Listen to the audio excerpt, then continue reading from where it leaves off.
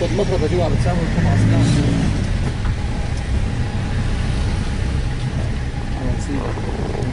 امبارح بيقول لنا الشاب هون هيك قاعد يصور لسان. عم بيقول لنا امبارح هون تنجيزتك منيحة طالعين قدامنا معلم بهالعزمة سكسات والدنيا. عامل لي خير من حرستها بنقول لكم واقع الحياة مع المراقبين العرب.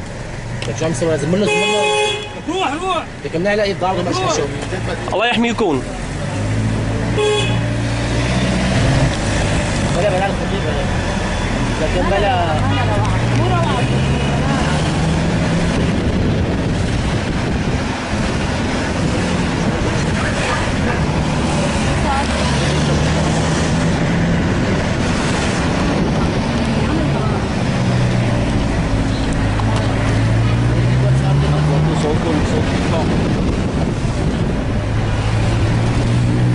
شام 3 فيسبوك بكون شام سيريا 3 صح. بشار الاسد من حرستها.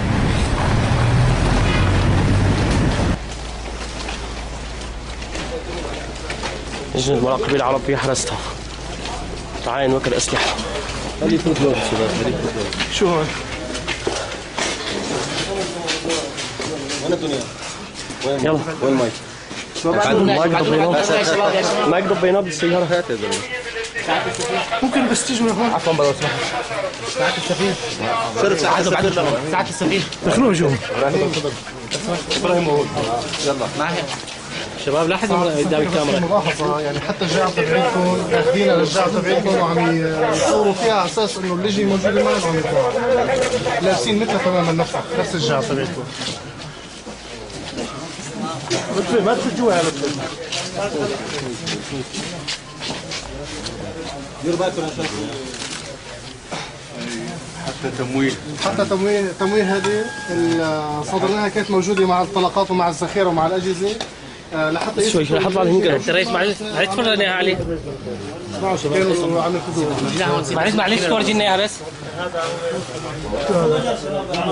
طبعا هي مجموعه من المتفجرات. بس ما تطلبوا هذول يدويا. اشرح لسيادة السفير سيادة السفير هي مجموعه من المتفجرات المصنعه يدويا. لا حدا يدعم. عباره عن مجموعه من البارود مع فتائل مع صواعق محاطه بمسامير قادره على خلق الجسم من الجهتين مع جسر اتصال مع مزخرات مع قنابل حتى لانها هجوميه دفاعيه يعني الى نوعين.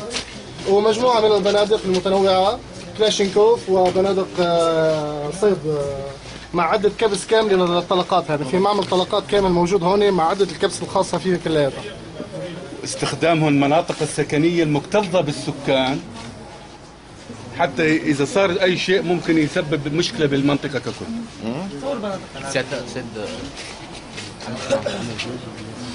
طبعا في جعب متنوعة، في مناظير حربية، حتى مناظير حربية موجودة، جعب متنوعة، كمية هائلة كبيرة من الجعب اللي موجودة معها، وهي المخازن الموجودة. وفي غرفة جوا فيها آثار تعذيب شخص موجود بالدم مع عدة ضرب وعصي، العصي اللي ياكل فيها ضرب هي العصي موجودة هون، وآثار الدماء موجودة جوا بالغرفة، آثار التعذيب. هذه زيت جايبين موني مع سخانات كهربائية مع موني كاملة لحتى يكون في لهم إقامة هون حيث يعملوا فيه إقامة مؤقتة.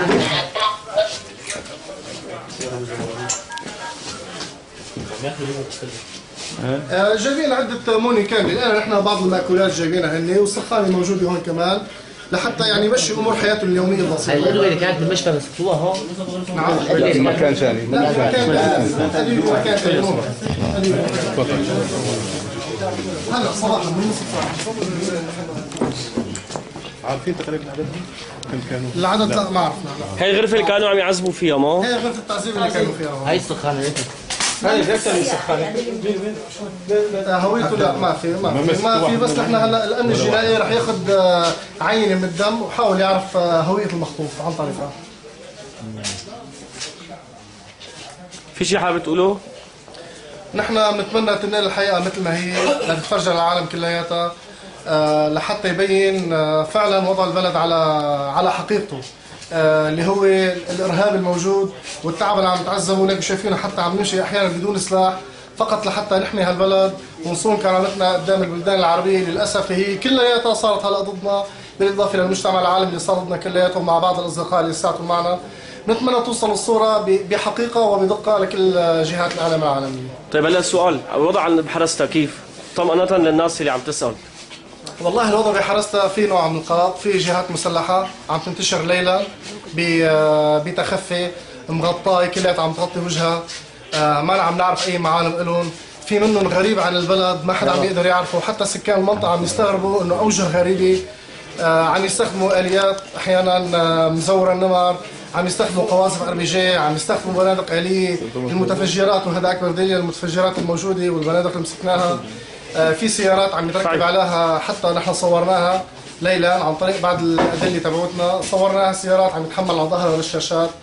على كل نحن رح نحاول قدر الامكان بدمنا وبروحنا نحمي هالبلد ونخفي هالمظاهر المسلحه كلياتها هذه باذن الله، ونرجع الامان لوضعه الطبيعي وترجع البلد سالمه غانمه ويكون شعبنا امن، وان شاء الله بلدنا بتضل بالف خير بهمه شعبنا اولا وبهمه قيادتنا وسيدنا الرئيس. شكرا كثير لك والله يعطيكم الف عافيه. والله نحن باي منطقه موجودين؟ نحن موجودين بمنطقه حرستا.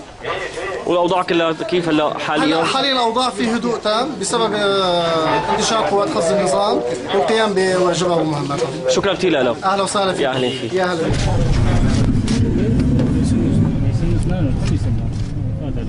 على اليسار، هي على اليسار، خذوا هذا يا حبيبي من الاولاد.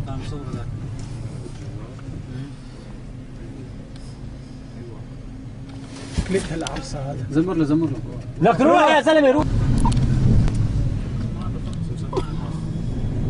خلصوا بس يخوفون بالليل على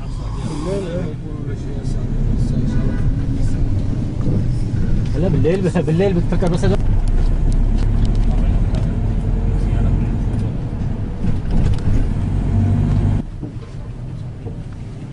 لا تنجي هذا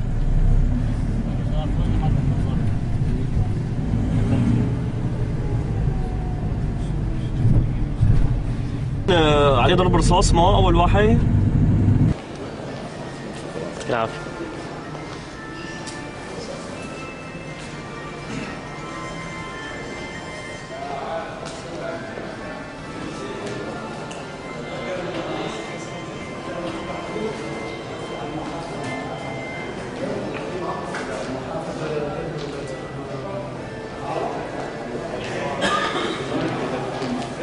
الحمد لله على السلامة.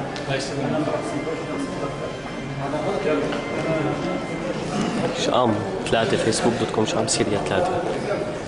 تابعنا الجولة مع لجنة مراقبين العرب في حرستا وعين ترمو محافظة ريف دمشق بعد تمديد اللجنة لليوم الأول. اليوم طلعنا فيه يوم الخميس، طلعتوا على الوقائع اللي شفناها. كان معكم بالمرافقة نبراس، الصفحة الكبرى الرئيس بشار الأسد، شام 3 facebook.com شام سيريا 3 حصريا نبراس.